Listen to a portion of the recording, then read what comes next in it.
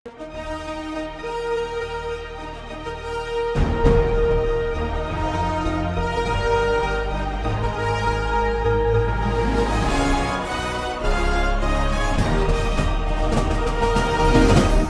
பார்த்து கொண்டிருப்பது உங்கள் ஜாஷ்வா டிவி.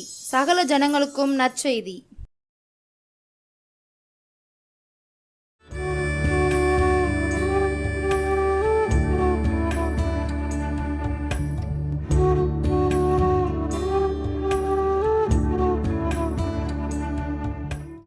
கர்த்தருடைய பரிசுத்த நாமத்துக்கு ஸ்தோத்திரம் உண்டாவதாக. இந்த புதிய மாதத்தின் புதிய வாரத்திலும் உங்களை காண்பதில் நான் மகிழ்ச்சி அடைகிறேன். உங்கள் அனைவருக்கும் இந்த புதிய மாதத்தில் கர்த்தருடைய நாமத்தினால வாழ்த்துக்களை தெரிவித்துக் கொள்கிறேன். இந்த நாளிலும் நாம் தியானத்திற்கு முன்பாக தலைகளை தாழ்த்தி ஜெபம் பண்ணுவோம். நன்றி பலி பீடம் கட்டுவோ, நல்ல தேவன் நன்மை செய்தா. நன்றி பலி பீடம் கட்டுவோ, நல்ல தேவன் நன்மை செய்தா. செய்த நன்மை ஆயிரங்கள் சொல்லி சொல்லி பாடுவே.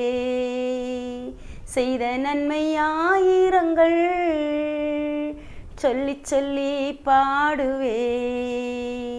நன்றி தகப்பனே, நன்மை செய்திரே.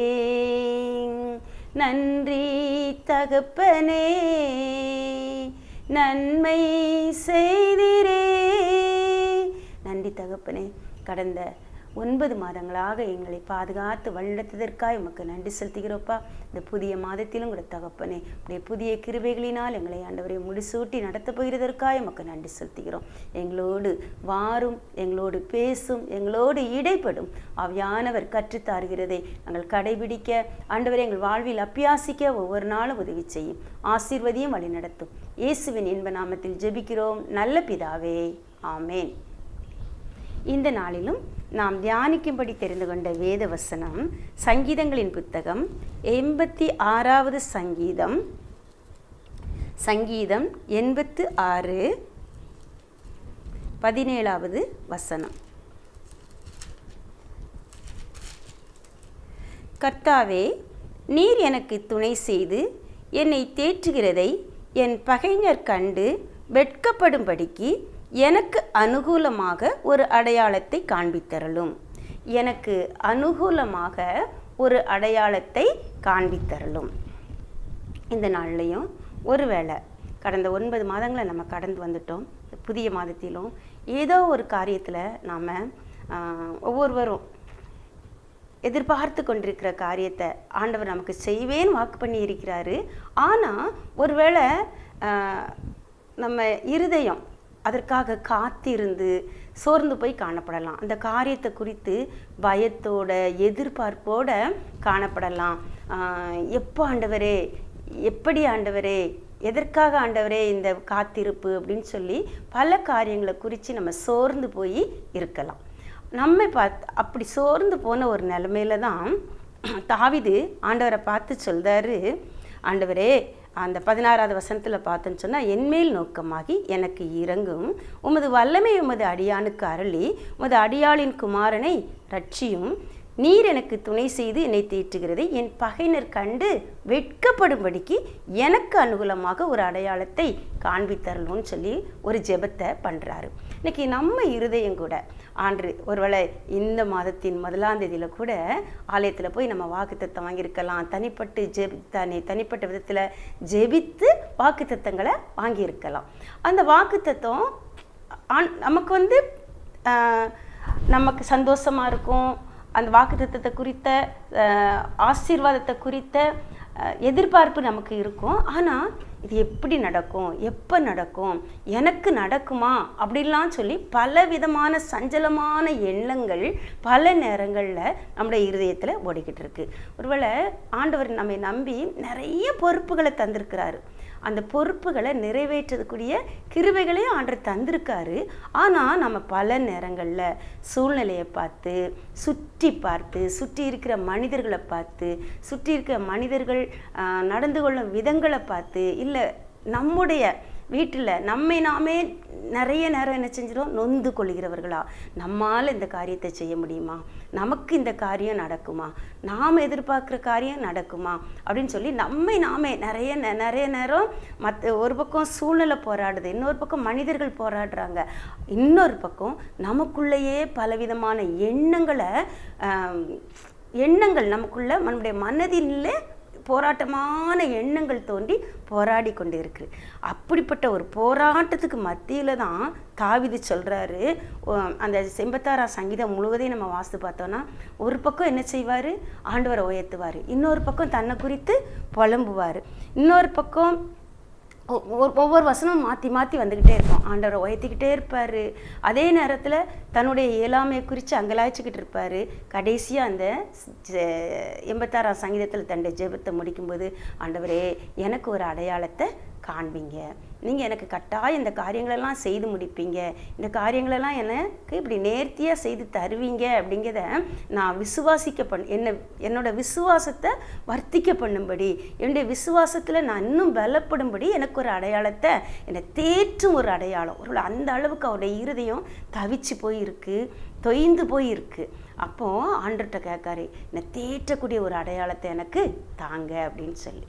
ஆண்டர் இந்த நாட்களில் நம்ம ஒவ்வொருவரையும் பார்த்து சொல்கிறாரு, நான் உங்களுக்கு ஒரு நல்ல அடையாளத்தை காட்டுவேன். நீங்கள் உங்களை நம்பி இருக்கிற நான் உங்களை நம்ப பண்ணின காரியத்தில் உங்களுக்கு ஒரு நல்லதொரு அடையாளத்தை நான் காண்பித்து அந்த காரியத்தை நிச்சயமாக உங்களுக்கு செய்வேன், அந்த காரியத்தில் நிச்சயமாக ஆசீர்வாதத்தை தருவேன், நீங்கள் எதிர்பார்த்துருக்கிற காரியத்தில் நிச்சயமாக ஒரு வெற்றியை தருவேன், நீங்கள் எதிர்பார்த்துருக்கிற காரியத்தில் நிச்சயமாக ஒரு மேன்மையை தருவேன், அதற்கான ஒரு அடையாளத்தை நான் உங்களுக்கு தருவேன்னு சொல்லி வாக்குத்தத்தம் பண்ணுதாரு. சரி, இந்த அடையாளங்களை குறித்து நம்ம பார்க்கும்போது ஒரு வேதத்தில் ஒரு சிலருக்கு ஆண்டவர் அடையாளத்தை கொடுத்து அற்புதம் செஞ்ச காரியத்தை நம்ம பார்க்கலாம். அடையாளம் கேட்குறது சில நேரங்களில் நம்ம ஆண்டவரை நம்பாமல் அடையாளம் கேட்ட மாதிரி இருக்கும். ஆனால் ஆண்டவரை நம்ம நம்புகிறோம், ஆனால் நமக்கு ஒரு ஊன்றுகோல் வேண்டும்படி அப்படி நம்ம சில நேரம் நினைக்கலாம், நம்முடைய இருதயமே நம்மளை குற்றப்படுத்தலாம்.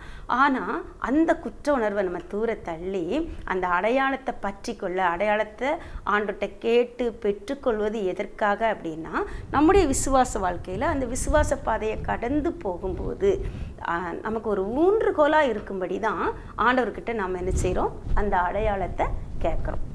பாருங்கள், நம்ம வேதத்தில் பார்த்தோம் அப்படின்னு சொன்னால், ஆதியாகமத்தின் புத்தகம் 24வது அதிகாரத்தில் எலியேசர் ஈசாக்குக்காக பொண்ணு பார்க்கறதுக்காக கிளம்புவார். ஆபிரகாம் தன்னுடைய வீட்டு விசாரணைக்கர்த்தரான எலியேசரை கூப்பிட்டு ஒரு பொறுப்பை ஒப்பு கொடுக்காரு, என் மகனுக்கு நீ இந்த கானானியற்ற பெண் கொண்டாமல் என் சொந்த தேசத்தில் போய் ஒரு பெண் பார்த்து வர வேண்டும் அப்படிங்கிற ஒரு பொறுப்பை கொடுக்குறாரு. இந்த எலியேசர் உண்மையுள்ள விசாரணைக்கர்த்தனா ஆபிரகாமுக்கு இருக்கிறதுனால அவர் என்ன செய்கிறாரு, அவர்கிட்ட ஆணையிட்டு கொடுத்து அப்படின்னு இருக்கு, நான் சரியாக அதை செய்து முடிக்கிறேன்னு சொல்லி அவர்கிட்ட ஒரு ஆணையிட்டு கொடுத்துட்டு அவர் கடந்து போகிறாரு. போகும்போது அவருக்கு அந்த குடும்பத்தில் சிறு வயதிலிருந்து அவர் வளர்ந்துருக்கிறாரு. எஜமான குறித்து தெரியும், எஜமாட்டியை குறித்து தெரியும், குடும்பத்தை குறித்து தெரியும், குடும்பத்தோட நிலைகளை குறித்து தெரியும். ஸோ இந்த குடும்பத்துக்கு ஏற்ற பொண்ணாகவும் இருக்கணும், அவருடைய விருப்பத்துக்கு ஏற்ற பெண்ணாகவும் இருக்கணும். என்னுடைய எஜமானுடைய மகனுக்கு, என்னுடைய சின்ன எஜமானுக்கு அவருக்கு ஏற்ற மனைவியாகவும் இருக்கணும். அப்படிங்கிறதுனால அவர்கிட்ட கொடுக்கப்பட்ட பொறுப்பு மிகப்பெரிய பொறுப்பு. ஏன்னா அந்த குடும்பத்துக்கு ஒரே மகன், அந்த ஆபிரகாம் மிகப்பெரிய செல்வ சீமான், பெரிய மனிதர், தன் ஜனங்களுக்குள்ள பிரபுவாக எண்ணப்பட்டு கொண்டு இருக்கிறார். அப்படிப்பட்ட மனிதன் என்னை நம்பி அவனுடைய குடும்பத்தை கட்டக்கூடிய, அவனுடைய குடும்பத்துக்கு ஒரு மணவாட்டியை கொண்டு வரக்கூடிய ஒரு மிகப்பெரிய பொறுப்பை என் கையில் கொடுத்துருக்கிறாரு. இந்த பொறுப்பை நான் உண்மையாக செய்யணுமேன்னு சொல்லிட்டு இப்போ சரியாக செய்யணும் அப்படிங்கிறதுனால அவர் ஆண்டவர்கிட்ட என்ன செய்கிறாரு, ஒரு அடையாளத்தை கேட்டு ஜெபம் பண்ணுதார். ஆண்டவரே, நான் என்னுடைய எஜமானுக்கு வரக்கூடிய பொண்ணை பார்க்க நான் இந்த ஊருக்கு வந்துட்டேன், இந்த ஊரில் நான் இந்த இடத்துல நிற்கிறேன். இந்த இடத்துல நம்ம எல்லாருக்குமே அந்த பகுதி தெரியும். எப்படின்னா அவர் பண்ணின பொருத்தனை எல்லாம், அவர் பண்ண ஜெபம் நமக்கு தெரியும். ஆண்டரை பார்த்து சொல்வார், ஒரு பெண் வரணும், அந்த பெண் எனக்கும் தண்ணி, நான் அந்த பெண்ணுக்கிட்ட எனக்கு குடிக்க தண்ணித்தான்னு கேட்கும்போது அவள் எனக்கும் தண்ணீர் தந்து, எனக்கு மட்டும் இல்லை என்னுடன் இருக்கிற வேலையாட்களுக்கு, என்னுடன் வந்திருக்கிற ஒட்டகங்கள் அனைத்துக்கும் அவள் தண்ணீர் எடுத்து என்ன செய்யணும், கொடுக்கணும். அந்த பெண்ணே நீர் எனக்கு என் எஜமானுக்கு நியமித்த பெண் அப்படிங்கிறத நான் உறுதியாக கொள்ள முடியும். ஒரு அடையாளத்தை வச்சு அவர் என்ன செய்கிறாரு, ஜெபம் பண்ணுறாரு. ஸோ ஆண்டவர் அந்த ஜெபத்தை கேட்டு அவர் கண்ணை திறந்து பார்க்கும்போது, ஜெபத்தை முடித்து கண்ணை திறக்கும் பார்க்கும்போது அங்கே எதிரால் ரெபேக்காள் வந்து கொண்டு இருக்காங்க. பாருங்கள், இந்த எலியேசர் ஜெபிக்க ஆரம்பிக்கும்னே அங்கே என்ன செஞ்சிட்டாங்க, ரெபேக்காள் குடத்தை தூக்கி தண்ணி எடுக்க பரப்பிட்டாங்க. ஸோ இந்த எலியேசர் புறப்படும் போதே ஆண்டவருக்கு தெரியும் ஈசாக்குக்கு ரெபேக்காள் அவர் நியமிச்சிருந்தார். ஸோ இந்த எலியேசர் எந்த நேரம் அவர் இந்த கண்டண்டைக்கு வருவாரோ அந்த நேரம் நான் அந்த பெண்ணை அந்த இடத்துக்கு தண்ணி எடுக்க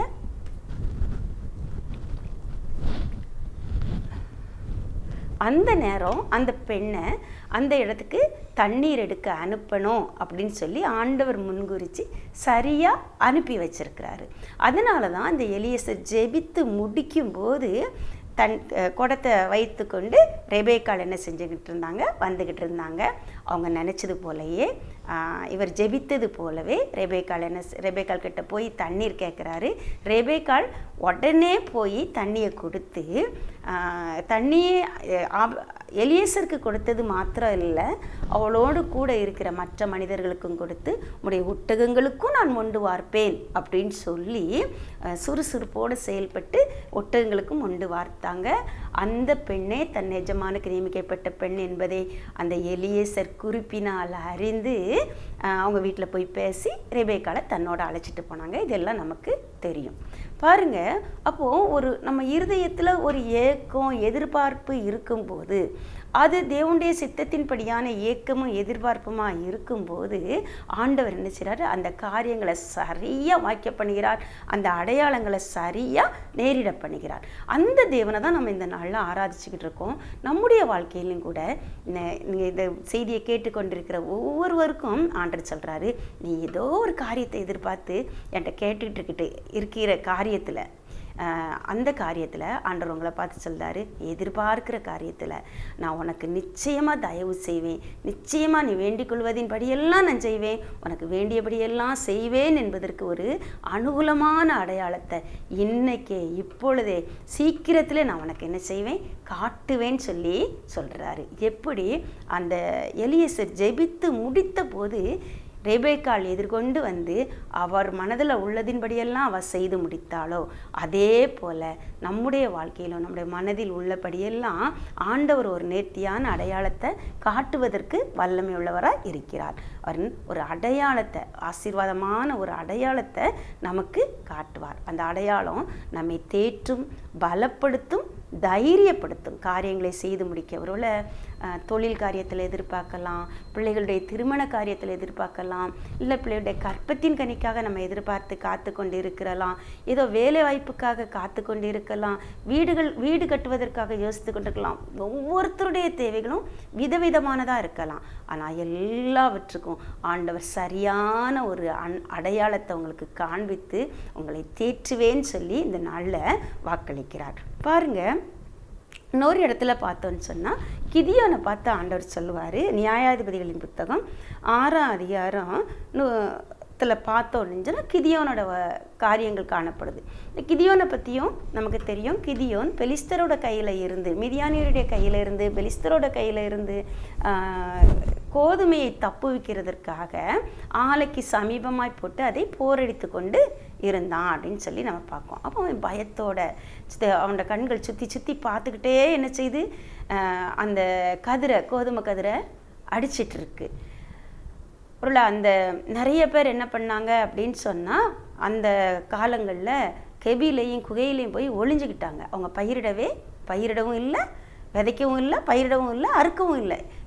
விதைச்சாலும் பயிரிட்டாலும் அறுத்தாலும் கொள்ளைக்காரர் வந்து அதை கொள்ளையாடிட்டு போகிறாங்க, அதை விட நம்ம போய் அமைதியாக உட்காந்து இருக்கிறத வச்சு சாப்பிட்டுக்கிட்டு இருப்போம்னு சொல்லிட்டு அவங்க என்ன பண்ணிட்டாங்க, கெபிக்கிளையும் மலைக்கிளையும் போய் ஒளிஞ்சி காரியங்களை செய்துக்கிட்டு இருக்கும்போது இந்த கிதியோன் மட்டும் கொஞ்சம் இடத்துல பயிரிட்டு விதைச்சி அதை குறித்த விளைய வச்சு குறித்த காலத்தில் அறுத்து அடித்து கொண்டிருந்தார் அப்படின்னு சொல்லி பார்க்கோம்.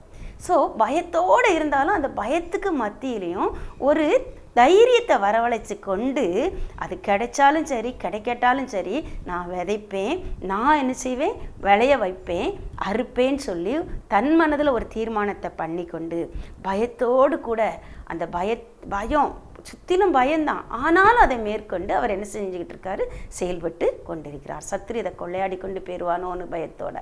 அந்த சூழ்நிலையில் ஆண்டவர் அவரை தேடி வந்து சொல்கிறாரு, ஐயா நான் உன்கிட்ட ஒரு பெரிய பொறுப்பை ஒப்படைக்க போகிறேன் அப்படின்னு சொல்கிறாரு. பொறுப்பை ஒப்படைக்க போகிறேன்னு சொன்னோன்னே அவர் சொல்கிறாரு, ஐயோ எனக்கு இருக்க இந்த காரியத்தை செய்யறதுக்கே எனக்கு பலன் இல்லை, நானே பயந்து போய் இதை செய்துக்கிட்டு இருக்கேன், எனக்கு என்ன பொறுப்பு தர போகிறீங்கன்னு கேட்கும்போது அவர் சொல்ல, இல்லை மீதியானியரை நீ தான் என்ன செய்ய போகிற, மீதியானுக்கிட்ட நான் உன்னை அனுப்ப போகிறேன், நீ அவங்கள ஜெயித்து இந்த ஜனங்களை நம்முடைய இஸ்ரவேல் ஜனங்களை மீதியானுடைய கைக்கு நீ தான் தப்புவிக்க போகிற அப்படின்னு சொல்கிறாரு. இதை ஏற்றுக்கொள்ளவே முடியலை கிதியோனால். ஐயோ எங்களுக்கு நேரிடுகிற காரியமெல்லாம் கடவுள் எங்கள் கூட இருந்தால் எங்களுக்கு இந்த காரியம்லாம் நேரிடுவானே, இப்படிலாம் எங்கள் ஜனம் நிலத்தெல்லாம் விதைக்கவும் செய்யாமல் விளைய வைக்கவும் செய்யாமல் இப்படி எங்கேயோ ஓடி ஒளிஞ்சிக்கிட்டு இருக்கணும் வேணுமா அப்படிலாம் சொல்லி தன்னுடைய தங்களுடைய ஜனங்களுடைய பரிதாபமான நிலையை குறித்து தன்னைத்தானே நொந்து கொள்கிறவராய் பேசுகிறாரு. ஆனாலும் ஆண்டவர் அவரை பலப்படுத்தி சொல்கிறாரு, உனக்கு இருக்கிற இந்த பலத்தோட போ, உனக்கு இருக்கிற கொஞ்சம் பலம்தான், ஆனால் அந்த கொஞ்சம் பலத்தை நீ என்ன பண்ண, மூடி வைக்காமல் பயன்படுத்தின. ஒருவேளை நான் விதைச்சா வீணாக போயிடும், நிறைய பேர் ஓடி ஒளிஞ்சிட்டு இருக்கிறத சாப்பிட்டுட்டு செத்து போவோன்னு சொல்லி குகைக்கிலையும் கெபிக்கிலையும் போய் ஒளிஞ்சிட்டு இருக்கும்போது நீ மட்டும்தான் பிரச்சனையை பார்க்காம சூழ்நிலையை பார்க்காம என்ன பார்த்து மனதில் ஒரு நம்பிக்கையோட தைரியத்தோட விதைச்சி விளைய வச்சு இன்னைக்கு அறுத்து அடிச்சுக்கிட்டு இருக்க. ஸோ உன்னை நம்பி நான் ஒரு பொறுப்பை கொடுக்க போகிறேன், நீ மீதியானியரை கைக்கு இந்த ஜனங்களை நீங்களாக்கி ரட்சிக்கிற பொறுப்பை உன்னை போல என்னை பார்த்து செயல்படுகிற மக்கள் கையில் தான் நான் கொடுப்பேன்னு சொல்லி ஆண்டவர் சொல்கிறாரு. அப்படி சொன்ன உடனே அவர் அதை வாங்கிக்கிட்டு அந்த பொறுப்பை வாங்கிக்கிட்டு என்ன செய்கிறாரு, சரின்னு அந்த நேரம் சொன்னாலும் திரும்ப அவருக்குள்ள அந்த தூதன் கடந்து போயிடுறாரு. போராட்டங்கள் வருது, எப்படி இந்த காரியம் நடக்கும் அப்படின்னு சொல்லி யோசிக்கும்போது அவர்கிட்ட ஆண்டவர்கிட்ட ஜெபம் பண்ணுறாரு. ஆண்டவர் உண்மையிலே நீங்கள் என்ன அனுப்புனீங்கன்னா எனக்கு ஒரு அடையாளத்தை காட்டுங்க அப்படின்னு சொல்லிட்டு அவராக ஒரு அடையாளத்தை வைக்கிறாரு. பனி சுற்றி எல்லா பக்கமும் பெஞ்சிருக்கணும், நான் விரிக்கிற அந்த ஆட்டுத்தோலில் மட்டும் பெஞ்சிருக்கக்கூடாதுன்னு சொல்கிறாரு. அதே போல் ஆண்டவர் அந்த அடையாளத்தை கொடுக்காரு. அவர் விரிச்சிருந்த அந்த கிரவுண்டில் எல்லா இடத்துலையும் பனி பெய்திருக்கு, அவர் விரித்த அந்த ஆட்டுத்தோலில் மட்டும் என்ன செய்யலை, பனி பெய்யலை. திரும்பவும் ஆண்டவர்கிட்ட ஒரு எக்ஸ்கியூஸ் கேட்டுட்டு இன்னும் ஒரு விஷயம் எனக்கு உறுதிப்படுத்தித்தாங்கன்னு சொல்லி அதே போல் தோலை விரிச்சிட்டு சொல்கிறாரு, தோலில் மட்டும் பனி பெய்திருக்கணும், மற்ற இடத்துல பனி பெய்திருக்கக்கூடாது ஏசப்பா. இதையும் ஒரு அடையாளமாக எனக்கு தைரியப்படுத்தக்கூடிய ஒரு அடையாளமாக தேற்றக்கூடிய ஒரு அடையாளமாக எனக்கு தாங்கன்னு கேட்கும்போது அந்த அடையாளத்தையும் கொடுக்காரு. ஒரு இடத்துலையும் பனி பெய்யலை, ஆனால் தோலில் இருக்க பனியை மட்டும் அவர் புழிஞ்சு எடுத்தால் ஒரு கிண்ணம் நிறைய பிழிஞ்சு எடுக்கக்கூடிய அளவுக்கு அதில் பனி பெய்து தண்ணீர் இருந்தது. அதோடு நிற்கலை, திரும்பவும் இவருக்குள்ள ஒரு பயம். அந்த பயத்தின் நிமித்தம் அவர் பயந்துக்கிட்டே இருக்காரு. இதை ஆண்டவர் அறிஞ்சிட்டு அவரே ஒரு அடையாளத்தை கொடுக்காரு. இப்போவும் நீ என்ன செய்ய, மீதியானுடைய பாளையத்துக்கு போ, நான் ஒப்பு கொடுப்பேன் அப்படின்னு சொல்லி ஆயத்தப்பட்டாச்சு. ஜனங்களை ஏற்படுத்தியாச்சு. நிறையா ஜனம்லாம் வேண்டாம், குறைய ஜனம் ஏற்படுத்திக்கோ, ஏன்னா உன் கூட இருந்து யுத்தத்தை செய்தது நான் தான். நாளைக்கு யுத்த வீரர்களும் மேன்மை பாராட்டக்கூடாது, நீயும் மேன்மை பாராட்டக்கூடாது. அதனால் ஒரு மனுஷனை முறியடிக்கிறது போல் நான் மீதியானியரை முறியடிப்பேன், நீ போ அப்படின்னு சொல்லி ஒரு 300 பேரை ஏற்படுத்தி கொடுத்துட்டாரு. சொல்கிறாரு, இப்பவும் ஒரு பக்கம் ஆவியில் அதை ஏற்றுக்கொண்டாரு, இன்னொரு பக்கம் மாம்சம் போராடுது, என்னால் முடியுமா, நான் மீதியாரை ஜெயிச்சிருவேனா அப்படின்னு சொல்லி பலவித கலக்கங்கள் கிதியோனுக்குள்ளே போராடும்போது ஆண்டவர் சொல்கிறாரு, நீ போக பயப்பட்டனா இது எந்த இடத்துல இருக்குது அப்படின்னு சொன்னால் நியாயாதிபதிகள் 6 அதிகாரம் 36வது வசனத்தில் இருந்து 40வது 7 அதிகாரம் 9வது வசனத்துலேருந்து 15 வசனம் வரைக்கும் இருக்குது. நீ உன் வேலைக்காரனை கூட்டிகிட்டு மிதியானுடைய பாளையத்துக்கு இன்னைக்கு ராத்திரி போன்னு சொல்லும்போது கிதியோன் மாறுவேடம் போட்டு மிதியானுடைய பாளையத்து பக்கத்தில் போகும்போது அங்கே 2 வீரர்கள் என்ன செய்கிறாங்க, பேசுகிறாங்க. நான் ஒரு சொப்பனம் கண்டேன், இஸ்ரவேலோட பாளையத்தில் இருந்து ஒரு அப்பம் புறப்பட்டு வந்து நம்முடைய மொத்த பாளையத்தையும் என்ன செஞ்சுது, அது சுட்டெரித்து போட்டது அப்படின்னு சொல்லி சொல்கிறாரு. சொன்ன உடனே அப்போ அவங்க இதுக்கு அர்த்தம் என்னன்னா, அது கிதியோனுடைய அப்பமே அல்லாமல் வேற ஒரு எதுவும் இல்லைன்னு சொல்லி அவங்க 2 பேரும் பேசிக்கிட்டு இருக்காங்க. அப்போ அந்த கனவுல வந்தது கிதியோனை தான் ஒரு அப்பமாக ஆண்டவர் காட்டி அந்த ஒரு அப்பம் அங்கேருந்து உருண்டு வந்து மொத்த மீதியானுடைய பாளையத்தையும் விழத்தழுதை அந்த மீதியானோருடைய ஒரு வீரனுக்கே காண்பிக்கிறாரு. அந்த அவங்க 2 பேரும் பேசிக்கிட்டு இருக்கும்போது வெளியில் நின்று கிதியோனை கேட்க வைக்கிறாரு. இது ஒரு அனுகூலமான அடையாளமாக கிதியோனுக்கு காணப்பட்டது. அவனை தேற்றி ஆற்றி பலப்படுத்தி தைரியப்படுத்தி செயல்பட வைக்கக்கூடிய ஒரு நல்ல அடையாளமாக காணப்பட்டது. ஸோ அந்த அடையாளத்தை ஆண்டவர் என்ன செஞ்சார், கிதியோனுக்கு கொடுத்து அவனை தைரியப்படுத்தி பலப்படுத்தி அனுப்புகிறாரு. அவன் திரும்ப அந்த தைரியத்தோடு வந்து தன்னுடைய ஜனங்களை ஆயத்தப்படுத்தி அந்த பாளையத்துக்கு போகிறாரு. பாளையம் என்ன செய்து பாளையத்தில் ஆண்டவர் யுத்தத்தை செய்கிறாரு. அந்த இடத்துல மீதியனர் தோற்கடிக்கப்பட்டு போகிறாங்க. கிதியோனும் அவனோடு இருந்த ஜனங்களும் வெற்றியை சுதந்திரிக்காங்க. இது நம்ம நியாயாதிபதி புத்தகத்தில் பார்க்கும். இதே போல தான் நாமும் இன்னைக்கு பல காரியங்களை குறித்து பயந்து போய் காணப்படலாம், தயக்கம் உள்ளவங்களாக காணப்படலாம். இப்போ ஆண்டவர் வந்து இந்த கிதியோனை கூப்பிடும்போது சொல்வார், நானா என்னாலையா, என்னோட மனாச கோத்திரத்திலே நான் மிகவும் எளிய கோத்திரம், என்னை கூப்பிட்டா நீங்கள் இந்த காரியத்தை செய்ய சொல்ல போகிறீங்க அப்படின்னு சொல்லி ஆண்டவர் கேட்கும்போது, உன்னை அனுப்புகிறவர் நான் அல்லவா, நான் உன் கூட இருப்பேன், உனக்கு இருக்கிற இந்த பலத்தோட போன்னு சொல்லி தைரியப்படுத்தி மிகப்பெரிய பொறுப்பை அவனோட கரத்தில் ஒப்பு கொடுத்தார். நம்முடைய வாழ்க்கையிலும் கூட ஆண்டவர் அப்படிப்பட்ட பெரிய பொறுப்புகளை தர ஆயத்தம் உள்ளவராக இருக்கிறாரு.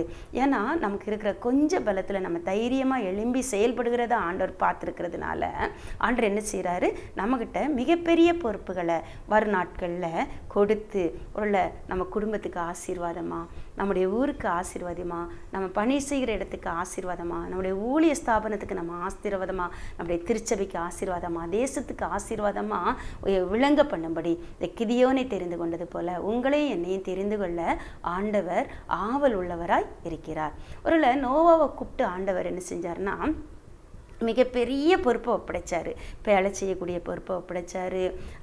அந்த பேழைக்குள்ளே உயிர்கள் எல்லாம் எல்லா விதமான உயிரினங்களையும் ஜோடி ஜோடியாக சேர்த்து வைக்க ஒரு கட்டளையை கொடுத்தாரு. அந்த கட்டளையின்படியெல்லாம் சூழ்நிலையை பார்க்காம சுற்றி பார்க்காம மீறி வந்த விமர்சனங்களை ஜனங்களோட கேலியை நிந்தையை எதையும் யோசிக்காமல் கர்த்தருடைய வார்த்தையை மட்டும் நம்பி நோவாவும் எல்லாவற்றையும் செய்து முடித்தார். அதுக்கப்புறம் ஆண்டவர் இது வரைக்கும் நடக்காத ஒரு காரியத்தை சொல்லி நான் மிகப்பெரிய ஜலப்பிரளயத்தை வர பண்ண போகிறேன், நீ உன் வீட்டாரோட பேழைக்குள்ளே பிரவேசின்னு சொன்னப்போ அவன் என்ன செய்கிறான், அந்த வார்த்தைக்கும் கீழ்ப்படிஞ்சு பேழைக்குள்ளே தன்னுடைய குடும்பத்தார் எல்லாரையும் கூட்டிக்கிட்டு பேழைக்குள்ளே பிரவேசிட்டான். ஆண்டவர் உள்ளே விட்டு கதவை அடைச்சார்னு சொல்லி நமக்கு தெரியும். குறிப்பிட்ட நாள் வந்தது, மழை வந்தது, ஜலப்பிரளயம் வந்தது, உலகத்தில் உள்ள எல்லா உயிர்களும் ஆண்டு போச்சு, மலைகளும் சிகரங்களும் மூடி மேலே பேழை மிதந்துக்கிட்டு இருக்கு. குறிப்பிட்ட நாளில் அர்ராத் மலையில் வந்து பேழை தங்கவும் செஞ்சிடுச்சு, மழையும் நின்று போயிடுச்சு, மழை நின்று போச்சு, பேழை தங்கிடுச்சு. ஆனால் கிட்டத்தட்ட இதெல்லாம் நடக்கும்போது 1 வருடம் கிட்டத்தட்ட ஆயிடுச்சு. உள்ளே இருந்த மக்களோட நம்ம கொஞ்சம் யோசித்து பார்ப்போம், ஒரு வாரம் ஒரு வீட்டுக்குள்ளே நம்மளை போட்டு கதவை அடைச்சிட்டோம் அப்படின்னு சொன்னால் நம்மளால் அதை ஏற்றுக்கொள்ள முடியலை. கொரோனா காலங்களில் நம்ம கொஞ்ச நாள் என்ன செஞ்சோம், அடைவிட்ட நிலை, அதுவும் இந்த நோவாவை போல் இல்லை, ஆனாலும் விடுதலையோடு கூட செயல்பட முடியாத ஒரு காலகட்டத்தில் நாம் இருந்த காலங்களை நம்ம நினச்சி பார்த்தோன்னு சொன்னால் நோவாவோடு நம்மளை கம்பேர் பண்ணி பார்க்க முடியும். அப்படிப்பட்ட சூழ்நிலையில் நோவாவோட மனம் மிகவும் அங்கலாய்த்த நிலையில் அவனோட குடும்பத்தார் அவன்கிட்ட என்ன போராடினாங்களோ, நம்முடைய வாழ்க்கை இப்படியே பேழைக்குள்ளேயே முடிஞ்சு போயிருமோ அப்படி கூட அவங்க என்ன செஞ்சுருப்பாங்க, நினச்சிருப்பாங்க. ஆனால் அந்த சூழ்நிலையில் ஆண்டவர் என்ன செஞ்சார், ஒரு குறிப்பிட்ட காற்றை வீச பண்ணினார், அவங்கள நினைத்தருளினார், காற்றை வீச பண்ணினார். அவனை தேற்றக்கூடிய ஒரு அடையாளம் ஜலம் குறைஞ்சிக்கிட்டே வருது அப்படிங்கிறதுக்கு ஒரு அடையாளத்தை காட்டினார். 10ஆம் மாதத்திலே மலை சிகரங்கள் காணப்பட்டன. பாருங்க, இந்த 10ஆம் மாதம் நம்ம இப்போ கடந்து வந்திருக்கிற இந்த 10ஆம் மாதத்தில் நாமளும் கூட ஏதோ ஒரு காரியத்தை குறித்து நொந்து நமக்குள்ளே அங்கலாய்த்து கொண்டிருக்கிறவராக, நமக்குள்ளே கேள்விகள் கேட்டுக்கொண்டிருக்கிறார்கள, இந்த காரியம் எனக்கு சாதகமாக முடியுமா முடியாதான்னு சொல்லி திகைச்சு போயிருக்கிற காரியத்தில் ஆண்டவர் ஒரு அனுகூலமான அடையாளத்தை நமக்கு காட்ட போகிறார்கள். எப்படி நோவாவுக்கு 10ஆம் மாதத்திலே மலைச்சிகரங்கள் காணப்பட்டு ஒரு அனுகூலமான அடையாளம் தென்பட்டதோ, அதே போல் நம்முடைய வாழ்க்கையிலும் ஒரு அனுகூலமான அடையாளத்தை காண்பிப்பார். நாம் எதிர்பார்த்திருக்கிற காரியத்தில் சீக்கிரத்தில் அவர் அற்புதம் செய்து அந்த எப்படி நோவாவை அதுக்கு தொடர்ந்து பார்த்தோன்னு சொன்னால் நிறைய காரியங்கள் நடக்கும். குறிப்பிட்ட நாளில் ஒரு நாள் பூமி காய்ந்திருந்தது. ஆண்டவரே அந்த பேழையை திறந்து அவனே அவன் குடும்பத்தில் உள்ள பிள்ளைகளையும் புறப்பட்டு வாங்கன்னு சொல்லி வெளியே வர சொல்லி அவங்கள ஆசீர்வதித்து பலுகி பெருக பண்ணி இன்றைய உலகத்துக்கு தகப்பனா ஆண்டவர் அந்த நோவாவின் குடும்பத்தை தெரிந்து கொண்டார். அவங்க வெளியே அந்த பேழையை விட்டு காத்திருந்த நாட்கள் முடிந்து பேழையை விட்டு வெளியே வந்த நாட்களில் ஆண்டவர் அவங்க சந்ததியை பெருக செஞ்சார். அது வரைக்கும் 3 பிள்ளைகளுக்கும் திருமணமாகி குழந்தைகள் இல்லாமல் தான் இருந்தாங்க.